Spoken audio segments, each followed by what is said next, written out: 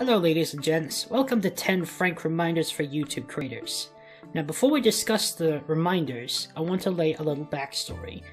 I'm Cybernethy. I'm a YouTuber that has two channels. One was originally a gaming channel that has been rebranded to animation and general stuff.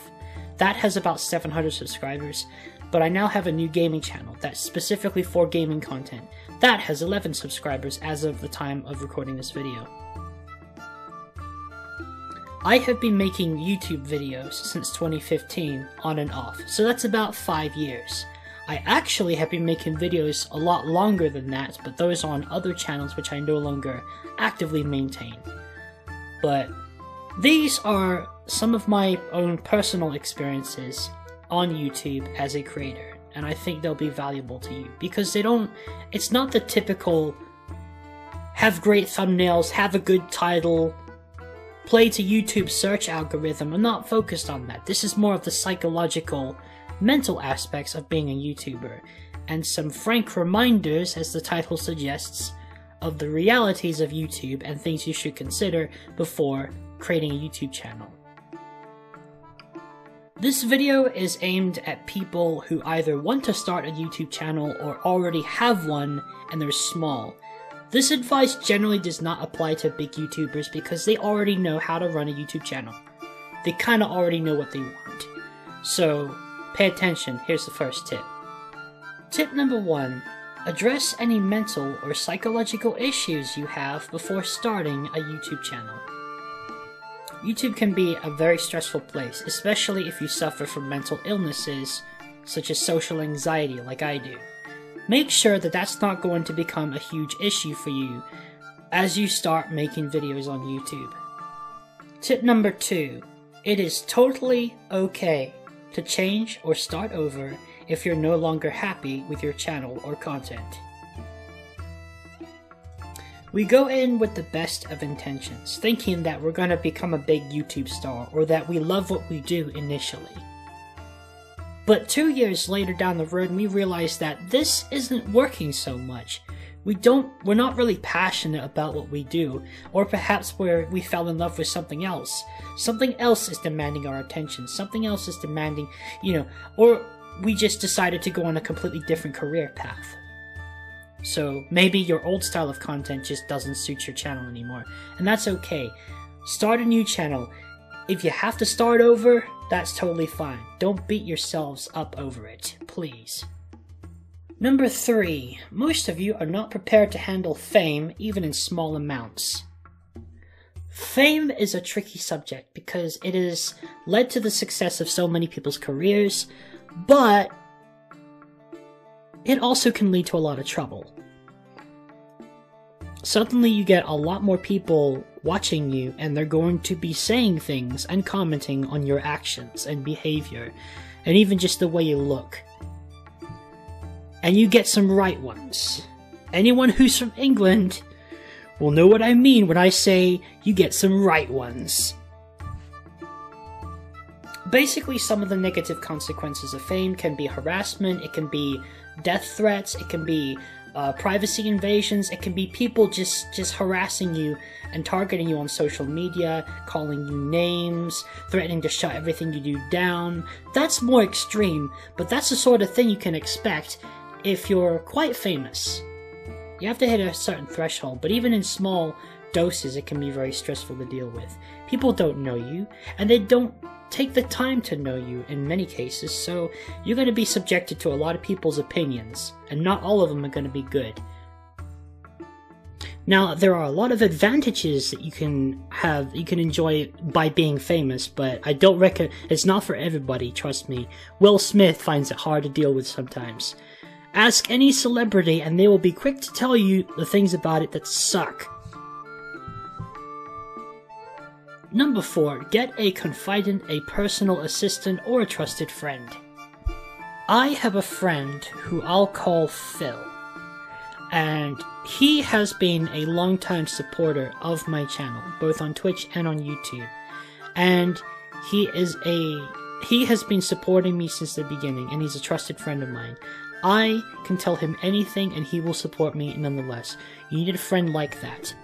especially a friend that can help you, like someone that you can vent to, someone that you can share your concerns with and you can turn to for advice. Because it's hard to succeed by yourself, especially on YouTube. It is a lonely road to the top, as Markiplier once said. Number 5, there will always be someone who edits videos better than you do. Just do the best you can. Ever since I started watching 8-Bit Ryan, I learned pretty damn quick that he is one of the best video editors on YouTube, as a gaming YouTuber, and that I'm not going to be able to match his skill anytime soon. He spends hours, and I don't know how he does it. He's very efficient, he's very fast. He spends like 9 hours on a video, puts 500 sound effects in there, cuts his videos absolutely crisp and clean. He's got like several thousand clips per video, I swear. And then you've got me. I know very simple editing. I know very basic knowledge of video software. So the best I can do right now is put a funny sound effect, maybe a little text, a little piece of text on the screen, maybe put an image of Cybernethy. But I can't do that nearly as well as 8-Bit Ryan can. And that's okay. I do the best I can. I can always hire someone who is more skilled at video editing than I am. And that's the kind of attitude you should have as a YouTuber, especially starting out, unless you happen to be a video editing pro, like 8-Bit Ryan. Number 6 is a good one. Don't do dumb things to get attention. People have excellent memories when you do something stupid on the internet. I saw this one dude on Facebook. I was scrolling down my feed one day. I saw that he was smoking Tide Pods through a bong.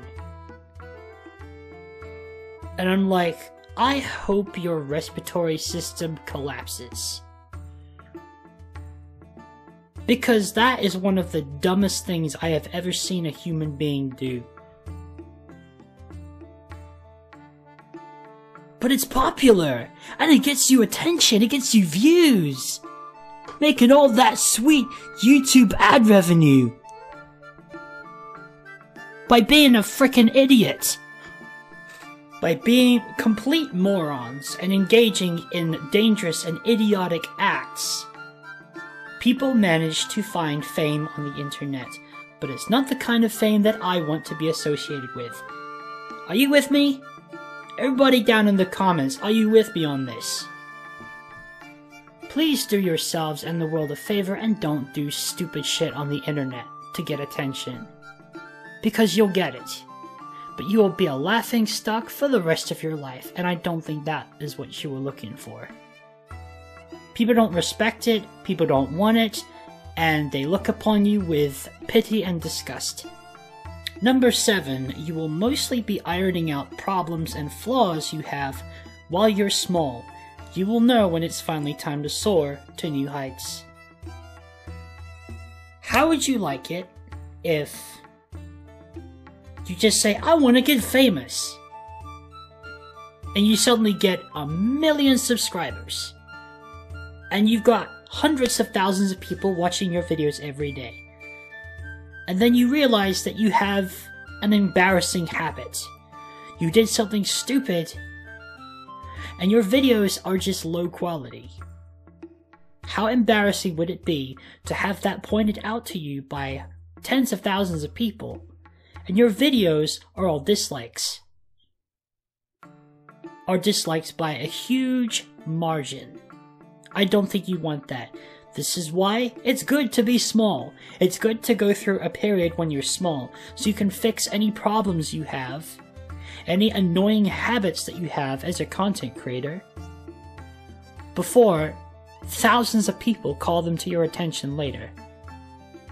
Number 8, beware of misinformation and clickbait videos that masquerade as informative content.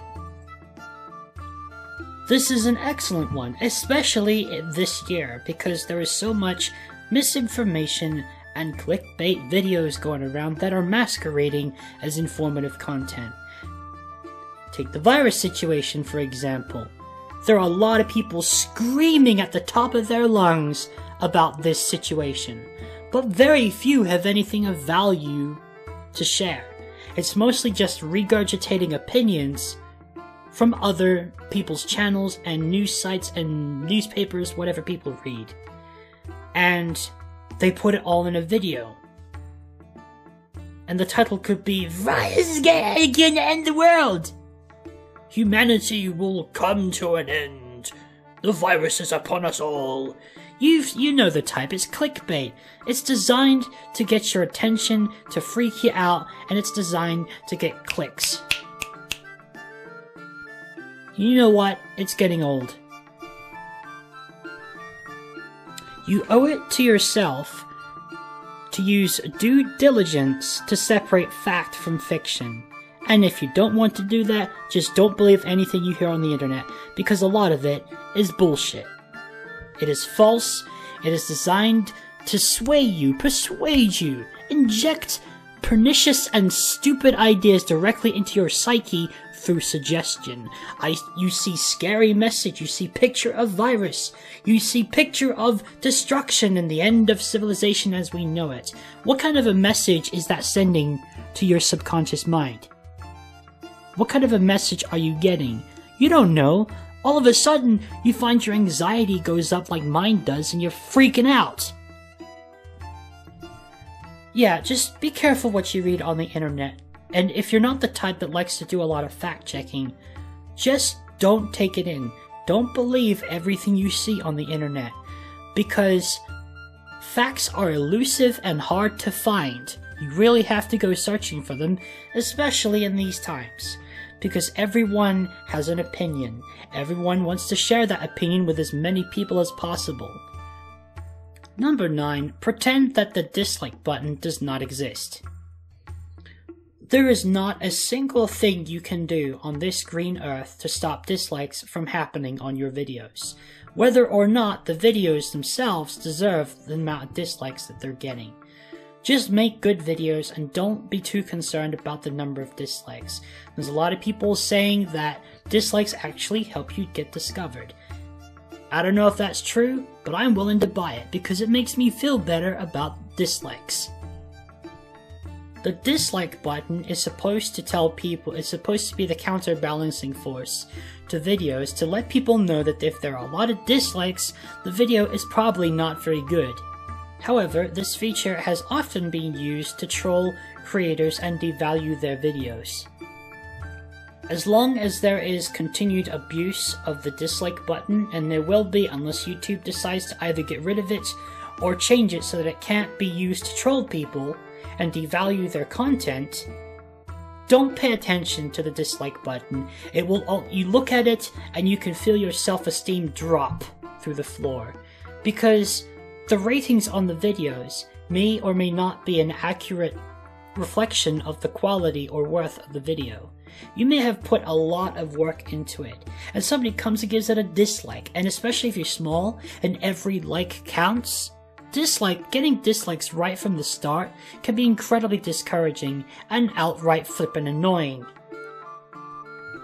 It's as if saying, yeah, congratulations on your new video. I'm going to unzip my pants and shit all over it.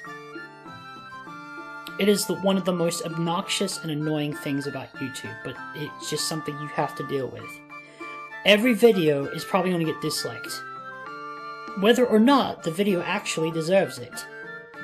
Likes and dislikes are based on a subjective opinion, and oftentimes that dislike is generated by a bot and not by a human being. So, don't pay too much attention to these dislikes. Just think of it as you got 2 likes. And never mind the fact you got a dislike. You got 2 likes, and that's what matters. People will tell you in the comments if you need to change something about the video. And number 10, and I think this is an excellent one to go out with. YouTube is not for everyone. It's a tough career to get into, you have stiff competition, and chances are you're not going to make it unless you stick with it for a very long time. You're going to be pumping all kinds of money into it and not getting a damn cent in return for your efforts. So your motivations for starting a YouTube channel have to be based on something other than money, because it's one of the worst ways to get paid. That and the psychological distress that can come if you're not prepared to handle the realities of YouTube and being famous and having people watching your videos in large numbers. It's not for everybody. Make sure that you have a good long conversation with yourself. Do you want to be a streamer? Do you want to be a YouTuber? Do you want to be a craftsman? You may not want to have an online presence at all. You might be perfectly content making pottery, doing legal services, you might be, a great carpenter. You might not even want to be a content creator at all, and that's perfectly fine. That's perfectly acceptable. It's not for everybody, because you put yourself out there in the world for everyone to see. And sometimes it causes more problems than it solves. So make sure you have a nice long conversation with yourself to see if this is actually what you want. Is it going to be worth it for you? Are you going to change your mind in a couple years? See, you don't know. You don't always know in the beginning if you're going to stick with it or if it's what you really want. And I struggle with this myself repeatedly, many times. I still have doubts. But because I can't work, because of my handicaps, this is a good alternative. This is an option that I can take. And I'm quite comfortable doing this. Yes, it's stressful. Yes, there are days where it absolutely sucks. But I don't see myself doing much else. And you know what? Maybe that's for the best. And if you like this video, if you found these tips helpful, give it a thumbs up. And let me know in the comments if any of these tips stuck out, if they rang in your mind. And I shall catch you guys later.